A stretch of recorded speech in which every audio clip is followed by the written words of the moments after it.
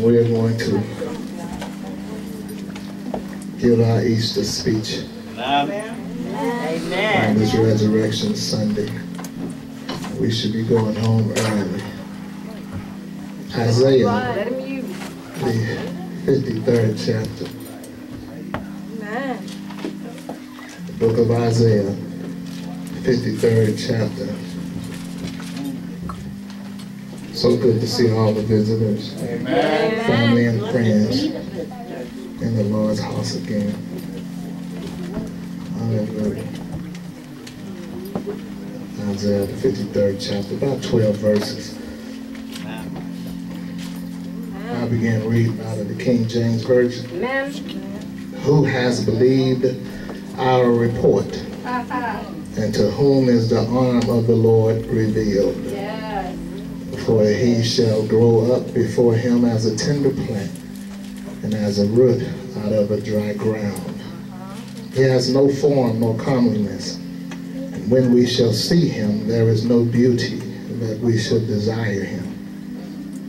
He is despised and rejected of men, a man of sorrow and acquainted with grief, and we hid as it were our faces from him. He was despised, and we esteemed him not. Surely he has borne our griefs and carried our sorrows. Yet we did esteem him stricken, smitten of God, and afflicted. But he was wounded for our transgressions. He was bruised for our iniquities. The chastisement of our peace was upon him, and with his stripes we are healed.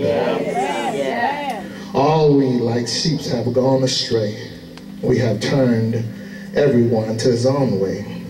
And the Lord has laid on him the iniquity of us all. He was oppressed, he was afflicted, yet he opened not his mouth. He was brought as a lamb to the slaughter. And as a sheep before her shearers is dumb, so he opened not his mouth. He was taken from prison and from judgment. And who shall declare his generation? For he was cut off out of the land of the living. For the transgressions of my people was he stricken. And he made his grave with the wicked and with the rich in his death, because he had done no violence, neither was any deceit in his mouth. 10th verse, yet it pleased the Lord to bruise him. He has put him to grief. When thou shalt make his soul an offering for sin, he shall see his seed. He shall prolong his days, and the pleasure of the Lord shall prosper in his hand. He shall see the travails of his soul, and shall be satisfied. By his knowledge shall my righteous servant justify many, for he shall bear their iniquities. Therefore will I divide him a portion with the great, and he shall divide the spoil with the strong, because he has poured out his soul unto death, and he was numbered with the transgressors, and he bare the sin of many, and made intercession for the transgressor. Again, that 4th and 5th verse, surely he has borne our griefs and carried our sorrows. Yet we did esteem him stricken, smitten of God, and afflicted. But he was wounded for our transgressions. He was bruised for our iniquity. The chastisement of our peace was upon him, and with his stripes we are healed. Turn to your neighbor and look him in the face and say, neighbor, I got the hook up. Take your seats in the presence of the Lord.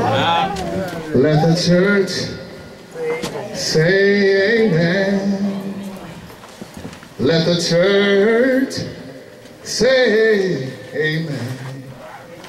God has spoken, so let the church say amen. Yeah. Let the church, let us say amen. If you believe in the word, let the whole church say amen. God has spoken, so let the church say amen. Oh, oh. has spoken. So let his church say amen. Father God, we ask in the name of Jesus that you would just speak this word. It's medicine to our soul. Power, God, to those that are weak. Strength and courage, God, to those that face adversity. Healing, God, to those who are sick, God. Fresh air, God, and breathe to those who can't breathe for themselves, God. Speak to our hearts. And we'll forever give you the glory in Jesus' name. Amen. I've got the hookup.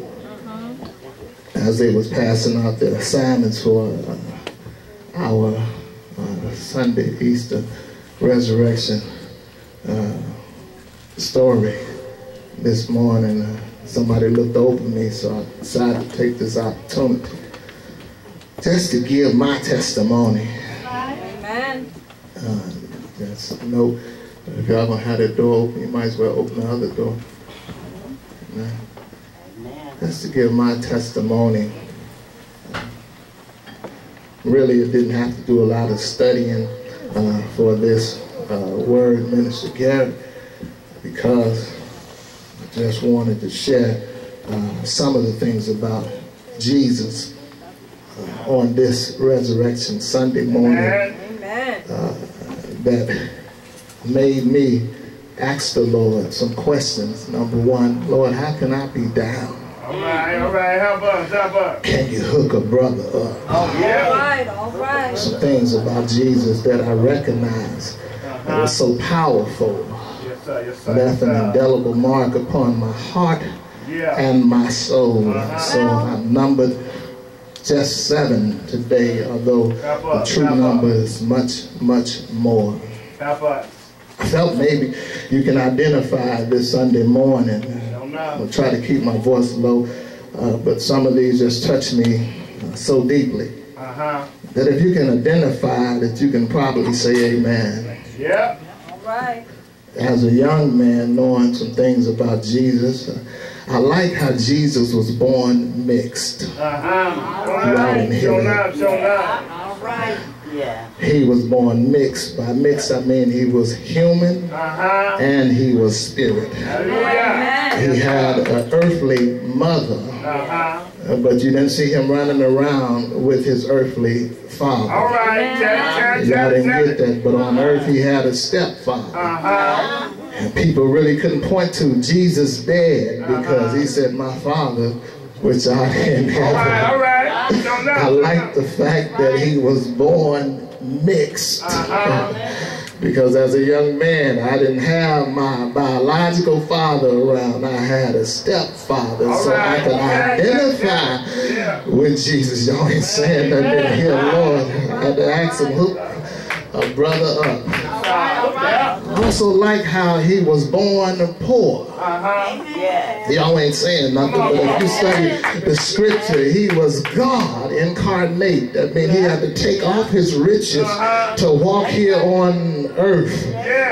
Muddy, dirt, and dusty. And he was walking the streets of gold. I like the fact that he was born poor. When his mother and stepfather had to give an offering, they gave one of the poorest offering because he was in that area. If Jesus was here today with his mother and father as a young man, they'll have a link card. I'm just saying. I like the fact I can identify with Jesus because he was born poor. I'm not going to be too long, but I always tell the story that me and my sister in our house, we didn't always have, and so I had to learn how to get that powdered milk. Y'all ain't saying nothing up in here. I had to learn how to have cheese toast, and y'all had an oven, but we had to use an iron. Y'all ain't saying nothing in there. I like the fact that Jesus was born poor. The Bible says that he became poor that I might become rich. Just keep on going. I had to ask the Lord, can you hook brother up? I like how Jesus didn't have a lot of friends. I know it's going to get tight around here. He wasn't running around trying to please everybody. I know ain't nobody saying back there. I'm going to tell the truth. He only had one real friend that was Jericho, and his name was Lazarus, and Jesus wasn't around all the time with Lazarus. I like the fact that means I ain't got to go putting on these two faces in front of everybody because you're just as phony as the ain't nobody saying as the next person. I searched the scripture. I said, man, Jesus only had one real friend, and his name was Lazarus. God only had one real friend, and his name was Abraham. So if I can get one real friend, I'm doing all right. I ain't got to try to please everybody. I had to ask the Lord, Jesus, just hook me up. Can you hook a brother up? I like how Jesus was not a politician. He always stayed true to the message and his vision. He did not walk around trying to fake folk out. He was always true no matter what day you called him. He was always speaking the truth and preaching that his job was to come and save people from their sins. And he was preaching the gospel of the kingdom of God. And he always stayed true to message. And he didn't have to be like a politician that you move all the way to the right until it's time to get elected. Then you move somewhere to the middle, and then you got all your people over here, and you're paying off people. That wasn't the way Jesus was. He was always real. And so I had to say, Lord, hook a brother up. Hook me up. I like how Jesus did not care what the world said, but he was always talking about what the word says.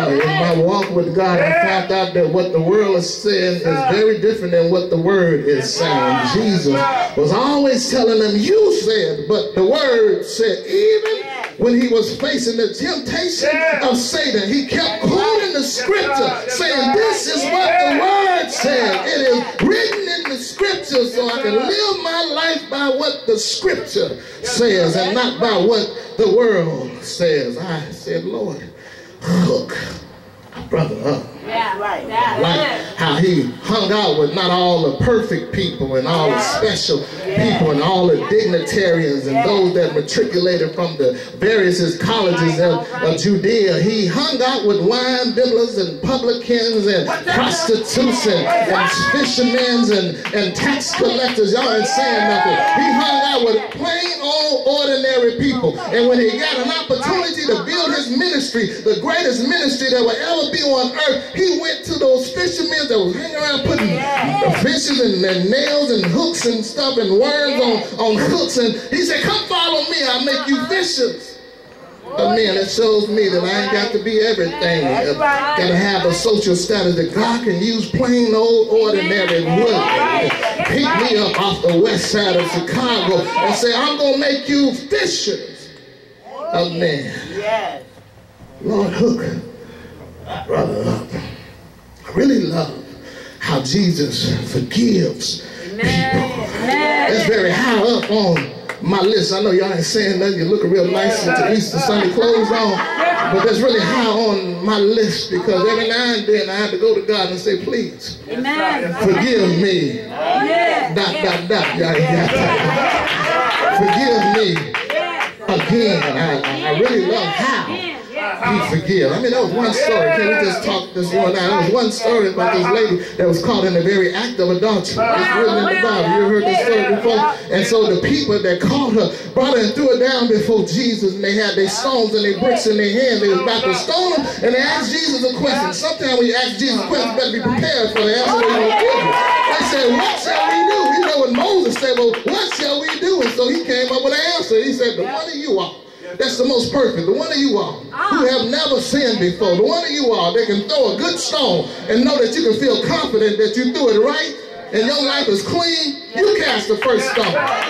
Folks started to drop their stones one by one, and then Jesus went and spoke to the lady. He said, where are your accusers at? And she looked around, they was all gone. And he said, neither do I accuse you, neither do I condemn you. I love the way Jesus forgives people, because every now and then I need that type of forgiveness. Y'all ain't saying nothing up in here just because everybody don't know your business and they know mine. So I needed that type of forgiveness.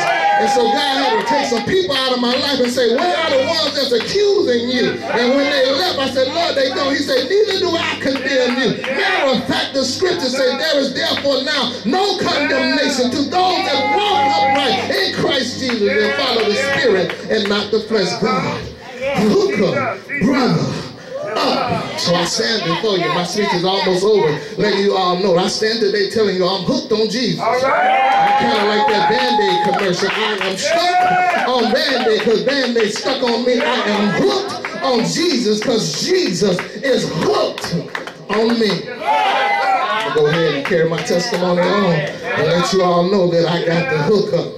Preacher, what you mean you got the hookup? I've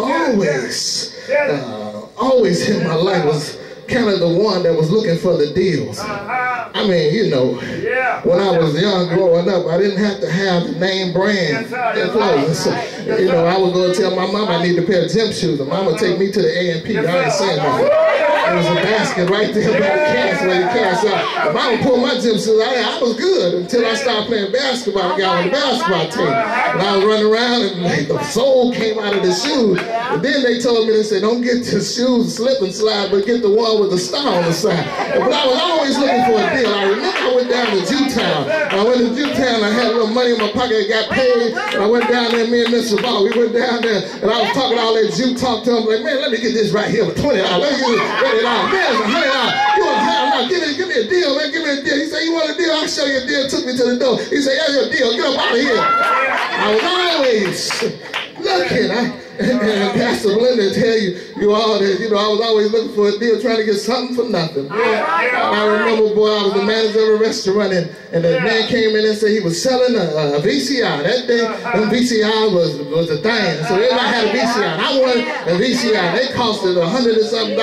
And I told the man, look, what you gonna get? What you got VCR? I got the VCR. I said, well, how was it gonna cost? He said, it's gonna cost you $50. I said, $50, man, get it to me $35. He said, I can't do $35, I gotta get you $40.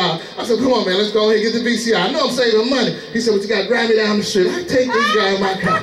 I mean, we on State. We was on Russian State Street. That's what the restaurant, Russian State Street. I took him way 1600 north. He said, take me up the street. And I'm thinking about this VCR. I'm gonna get this VCR. And so I took him up there and didn't know where I was at. Drove down some street, drove around the corner, pulled up somewhere in front of this building. He said, give me the money. I'm gonna run in here. That's what we got. All the VCRs. Looking at the building, ran down. He said, all the VCRs up in there. Don't tell nobody. But give me the money. I gave him $50, not $40. That's like $40. The man took my $40, and I'm sitting out there waiting. I'm looking at the clock. It's 20 minutes. 30 minutes, but I know this man went in his house. If anything jump out, I'm going up in his house. I waited out there about 45 minutes trying to get a $40 sale. I'm telling you, I wanted a deal. I got up and I went in there, the door opened, the whole backside of the building was empty, it was open, I saw an alley. That's what I say, trying to get something for nothing. But I come to tell you all today, I got the hookup. There's somebody that gave me something that I couldn't pay for. I couldn't afford it. Jesus Christ gave me the hookup. Didn't know I was needed for all the stuff that I needed him for. I felt I could do some stuff on my own, but I recognize don't never say you won't do, because in life, no matter who you are, if the temptation comes, you will do it. And I still needed Jesus. Tell us sometime, okay, Lord, you can go on back to heaven now. I can make this thing here, but couldn't make it without Jesus.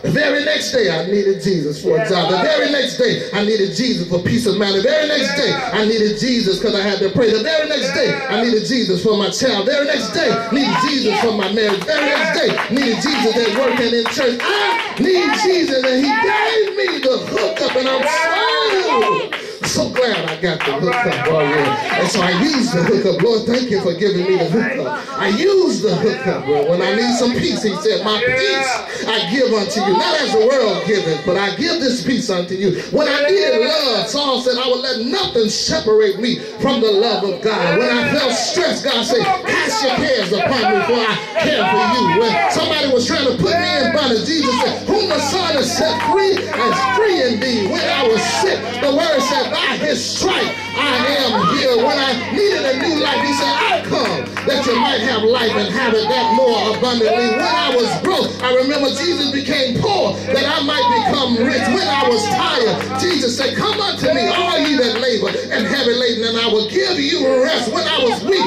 Paul said, the joy of the Lord is my strength. When I lacked, Paul said that my God shall supply your every need according to his riches and glory. When I have all kinds of diseases, wounded and stretched and problems, the Lord said he was wounded for my transgression. He was bruised for my iniquity, and the chastisement of my peace was upon him, and by his stripes I am healed. I got faith in God's word because he hooked me up.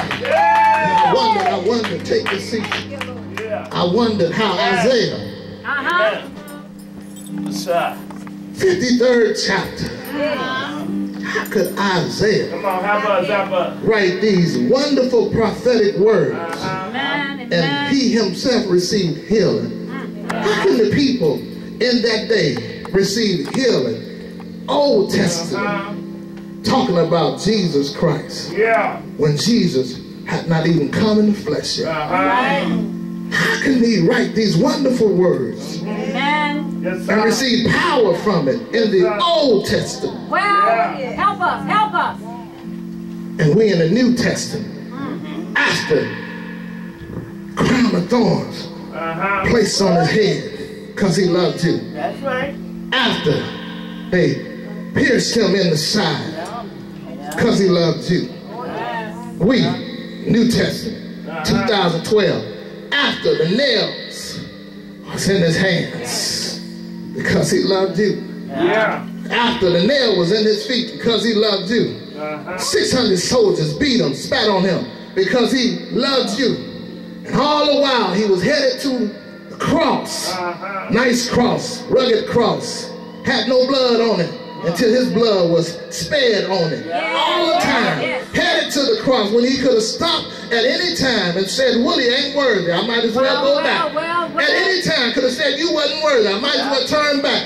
But no, because of the love and the joy that was set before him, if he get to the cross, your soul will be saved. If he get to the cross, you'll have some peace. If he get to the cross, your sickness will be healed. If he get to the cross, and he kept on going. The Bible said it was before him, and he kept on going. I can imagine the Lord bleeding and in pain and keep going saying, I got to save the church. I got to give this people something that they can believe in. I got to establish the kingdom of God on earth. And he did that for you and me.